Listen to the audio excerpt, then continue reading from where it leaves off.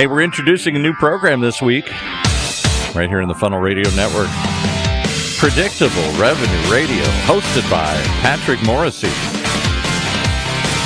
Predictable Revenue Radio is brought to you by Altify, the Sales Transformation Company. Patrick's the Chief Marketing Officer at Altify, responsible for all aspects of marketing, as well as channels and alliances.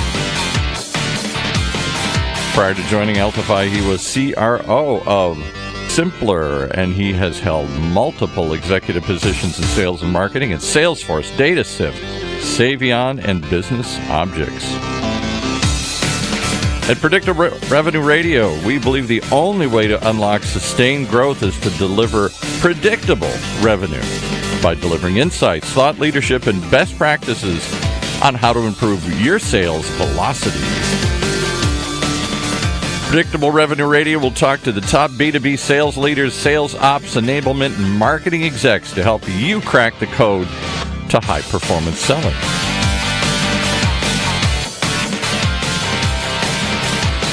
So with all that said, let's launch this new program right here on the Funnel Radio Network for at-work listeners like you. Welcome, Patrick.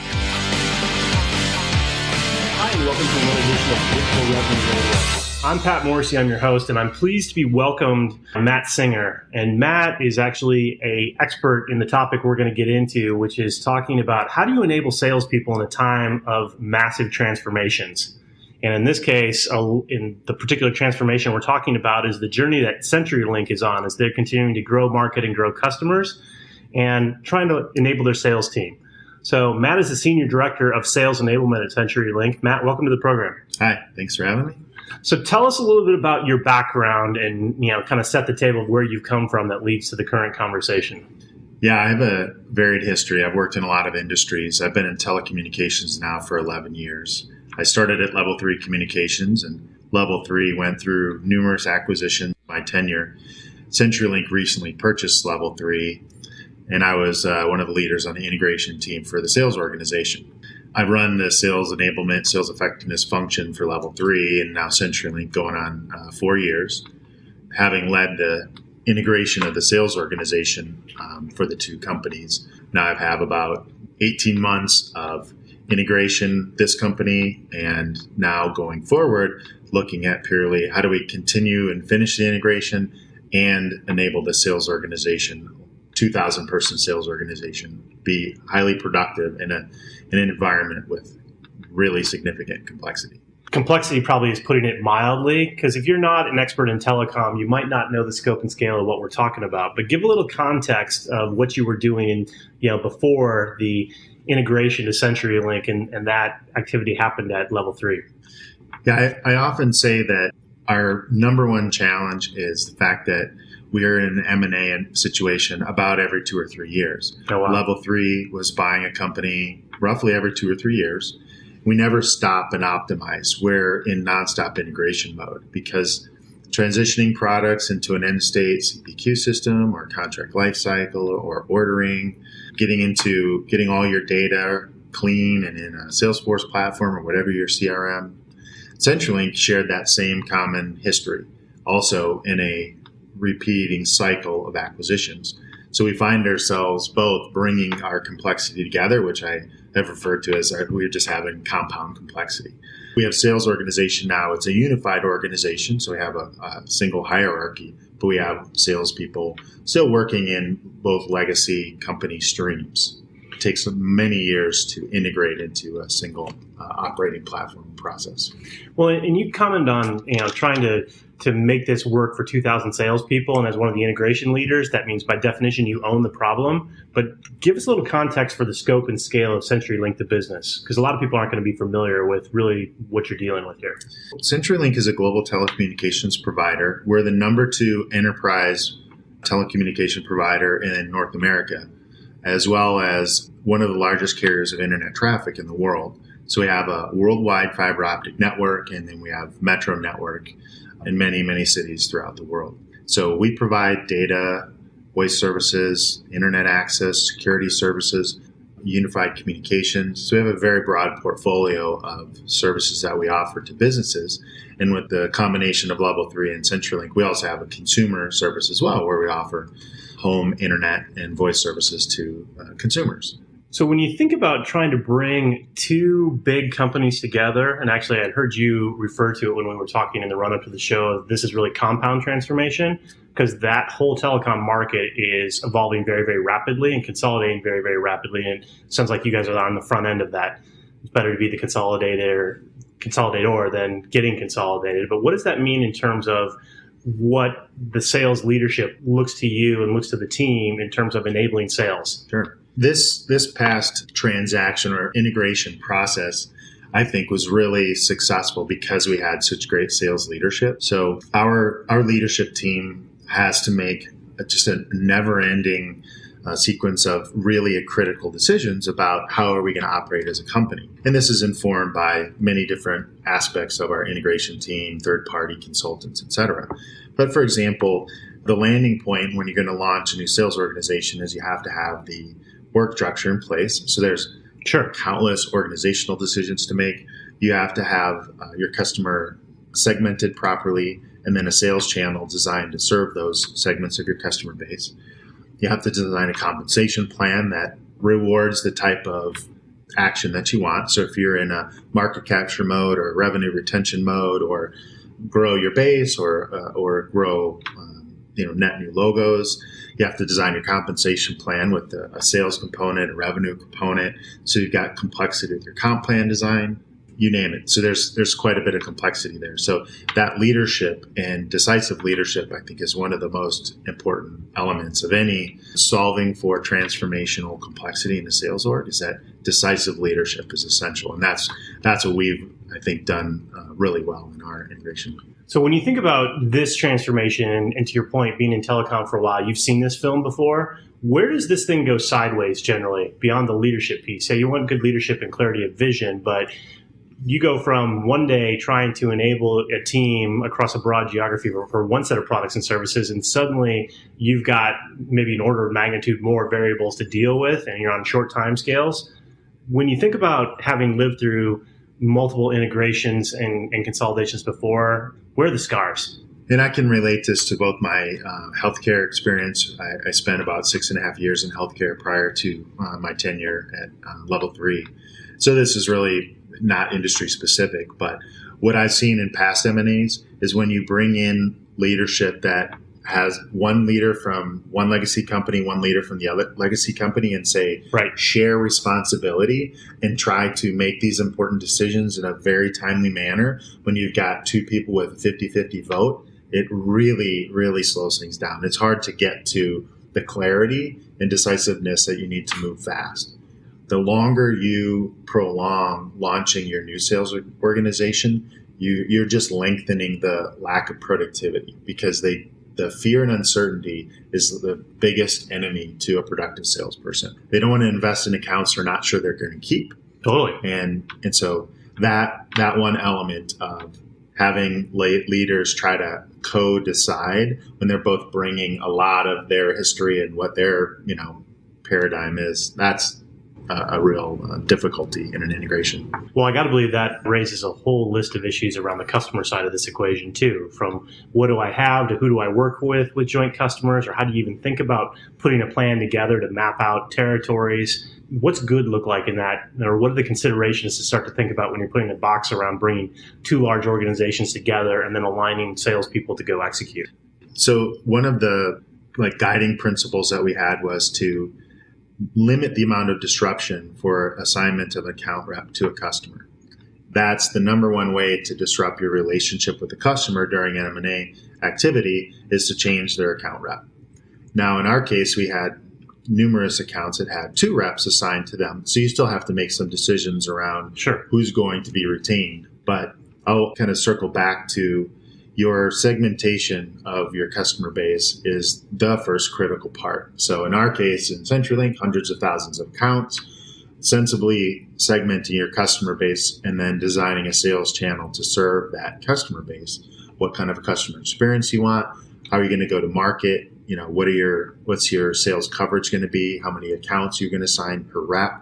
All of those considerations are essential to having a good strategy for serving each segment of the customer base. Again, we use a third party to help get through all the data, crunch the data. What's the overlap? What's the resulting sales channel size going to be? What's the total dollar value existing? What's the opportunity? And then you just start to do the math to split it up. And then it kind of spits out, here's the size of my customer, my sales organization I need to have with a reasonable average number of accounts per rep, things like that.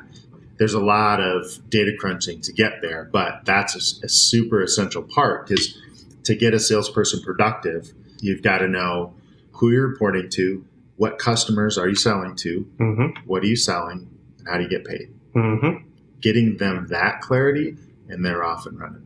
And certainly that third bucket of what are you selling, and particularly when you're trying to bring two product portfolios together, is not an insubstantial challenge. And you talk about ongoing integration. How do you fight through and prioritize that? And what's required from a sales enablement perspective to actually make it stick with the sales teams?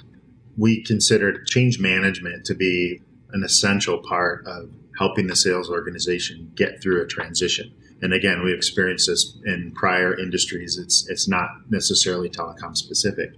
And what I mean by change management is a great communication plan.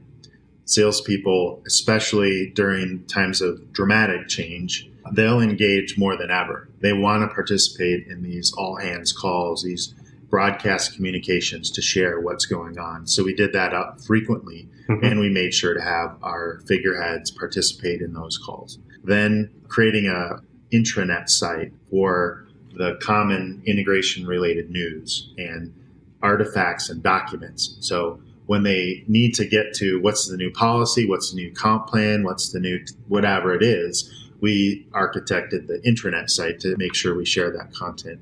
And then we quickly stood up a change management board, allowed a stakeholder group to weigh in. So when proposed changes were coming about, we'd have a broad stakeholder group who could comment, and then we could discuss what's the appropriate way to communicate out those changes. And when you say stakeholder group, is that cross-functional, or you're taking reps from different geographies to have a seat at the table, or what's the mix of who makes some of those calls? Because there's a balance between everyone's got an opinion versus you've got a short time scale to try to bring two organizations together. Yeah, I jokingly say there are those who have an opinion and those who have a vote, and our stakeholder board really consists of sales ops, offer management, legal, perhaps, operations, project management, our delivery functions. Since we have so many channels, we may have representatives from each channel weigh in.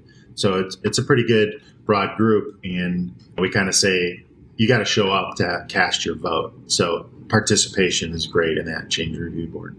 Well, that also suggests, too, if you don't show up, you don't get a vote. That's exactly right. So the train keeps moving. Last time I checked, you guys are a publicly traded entity with shareholders and expectations. Absolutely are. What does that mean then when you bring it down to the street level or the rep level? Because behind all that, there are process definitions, there are tool sets, there are a whole bunch of people in direct and related functions that are trying to support the team. I mean, sales enablement is a big, wide thing, and you don't own all those people. How do you start to rationalize the other pieces of this puzzle to, again, get to the four big buckets of clarity that are going to drive the right kind of salesperson behavior? Great question. I didn't mention training in my change management, but I should have. Training is an obvious, essential element to helping educate people into there are new products to sell, there's a new set of tools from which to sell those products and quote and price, et cetera.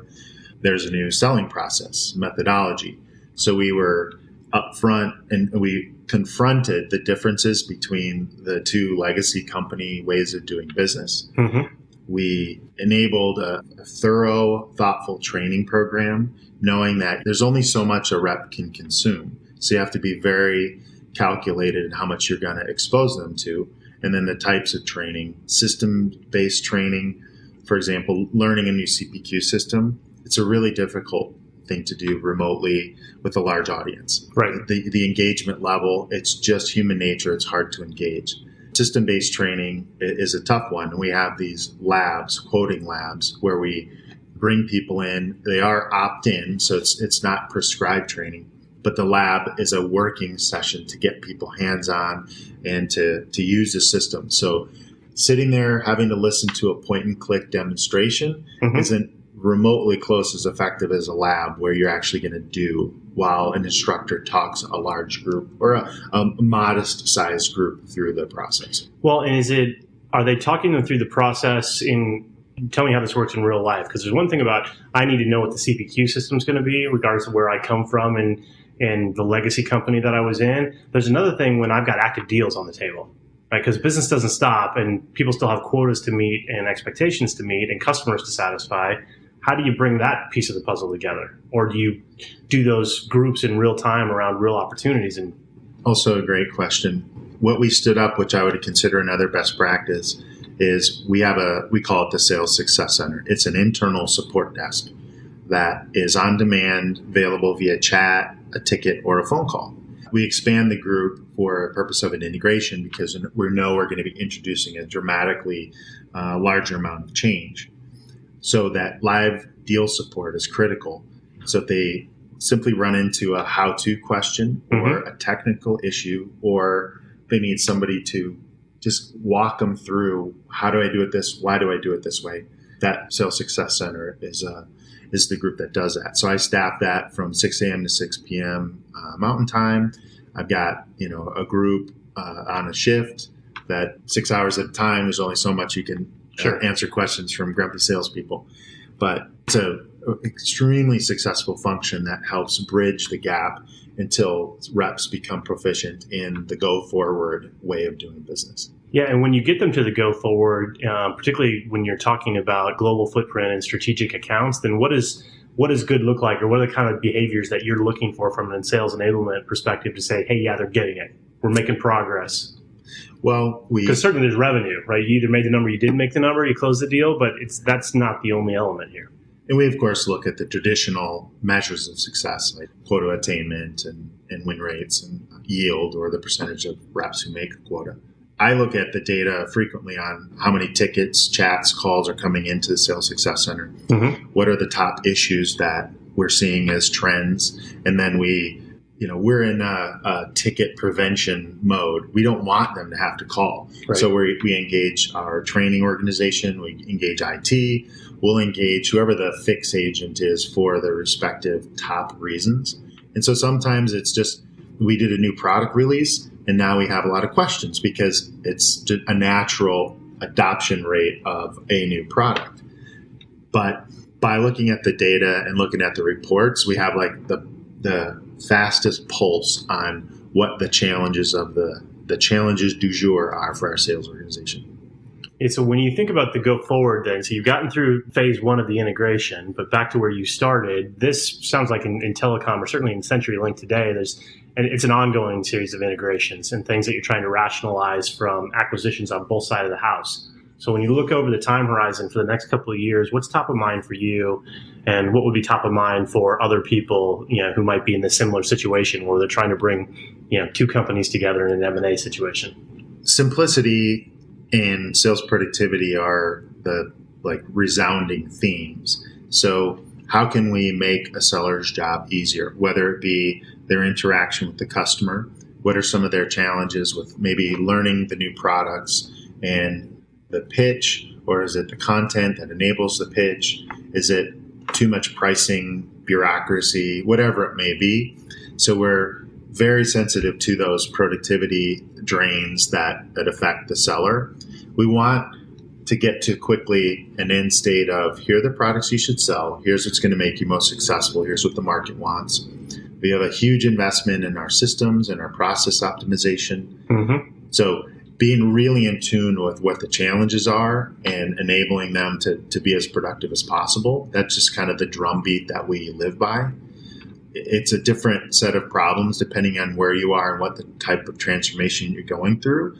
So there's not one prescription of just do this. In our case, we have a multi-year effort to collapse into one CPQ system and one CLM system and simplify the process. So it's going to be inefficient for a while, but that's the nature of telecom. We all experience this type of inefficiency because of the nature of consolidation going on in our market. Yeah, and it doesn't sound like that's going to slow down anytime soon. So no sense holding your breath and wishing it gets better, right? Yeah. So if you step back and think about this and other of these cycles that you've lived through, and you talked about the importance of sales leadership, what are the other 2 or 3 things that would be top of mind that people from a sales leadership or a sales enablement leadership like you are thinking about or should be thinking about and coming back to as the core checklist to get through a tough time in a short cycle and really arm the team to succeed?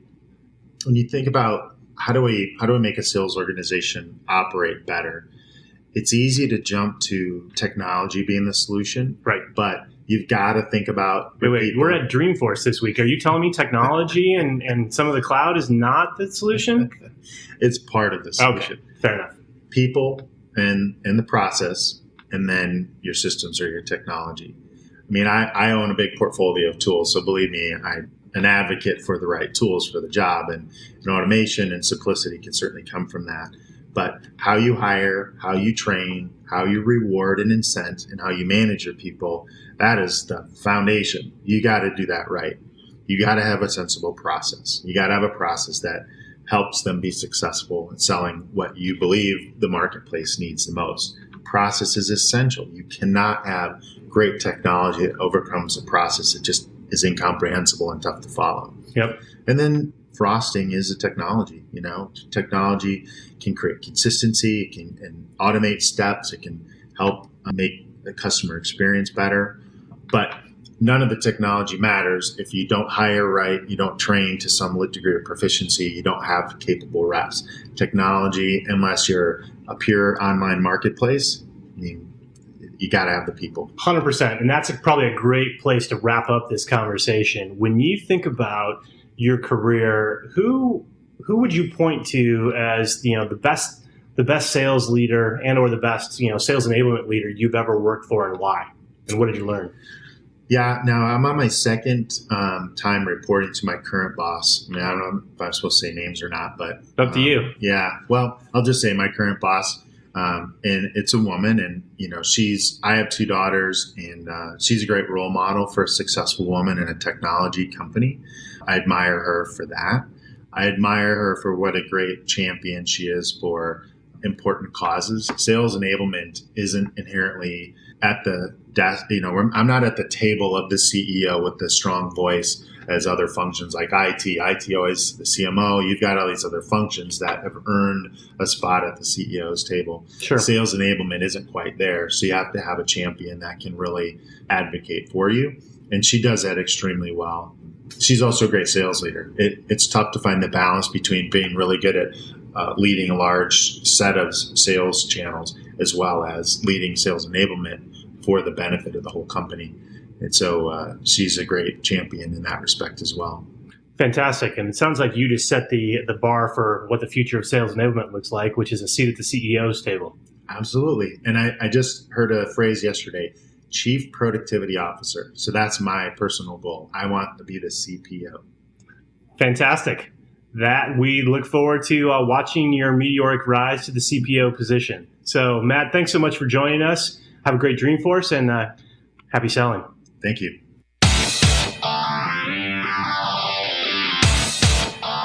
You've been listening to a new show here on the Funnel Radio Network called Predictable Revenue Radio. It's a bi-weekly program brought to you by the good folks at Altify.